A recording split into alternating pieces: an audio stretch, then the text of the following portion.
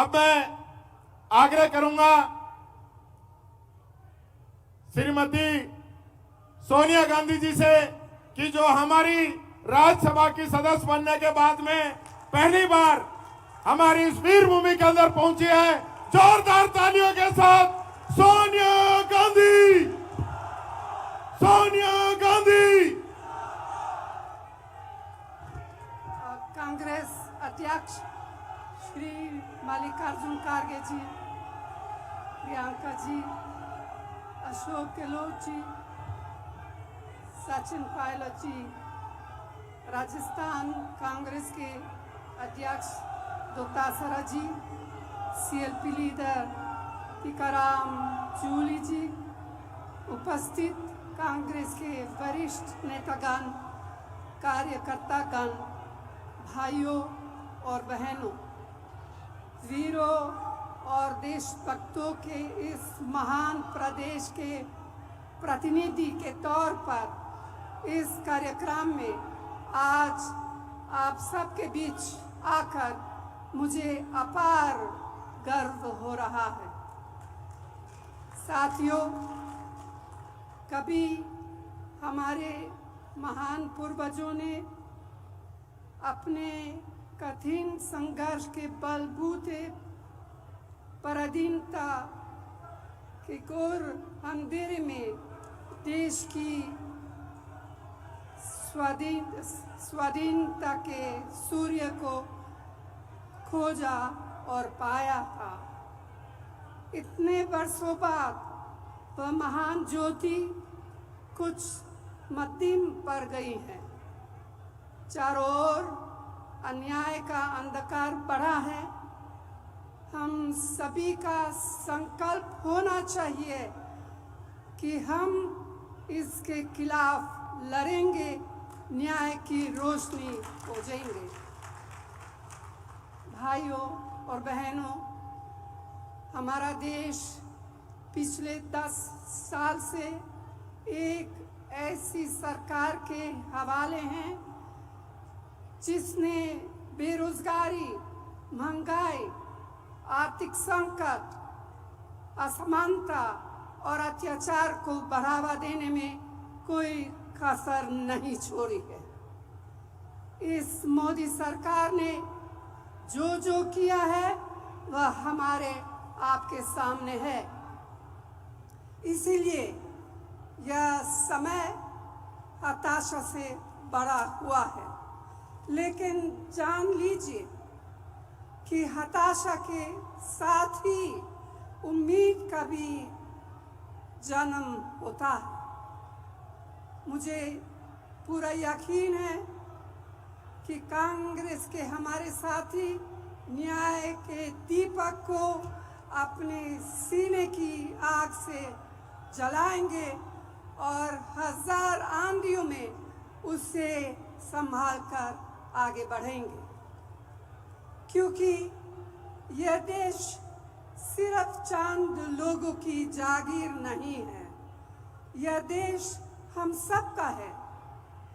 इसे हमारे पुरखों ने अपने खून से सींचा है।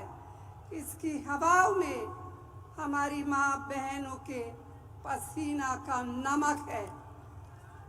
यह देश हमारे बच्चों का आंगन है। इस देश के मासूम बच्चों से उनके हिस्से का न्याय छीना नहीं जा सकता। भाई और बहनों, देश के ऊपर हो जाने की बात सपने में भी नहीं सोची जा सकती। क्या कोई देश से बड़ा कोई हो सकता है?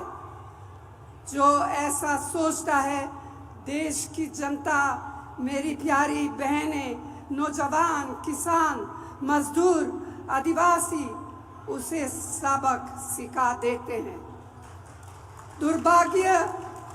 दुर्भाग्य से आज हमारे देश में ऐसे नेता सत्ता में विराजमान हैं। मोदी जी खुद को महान मानकर देश और लोकतंत्र की मर्यादा का चिरहरण कर रहे हैं। विपक्षी नेताओं को डराने डराने धमकाने भाजपा में शामिल कराने के लिए तरह तरह की हथकंडे अपनाए जा रहे हैं। तो भाइयों और बहनों, आज हमारे देश का लोकतंत्र खतरे में है।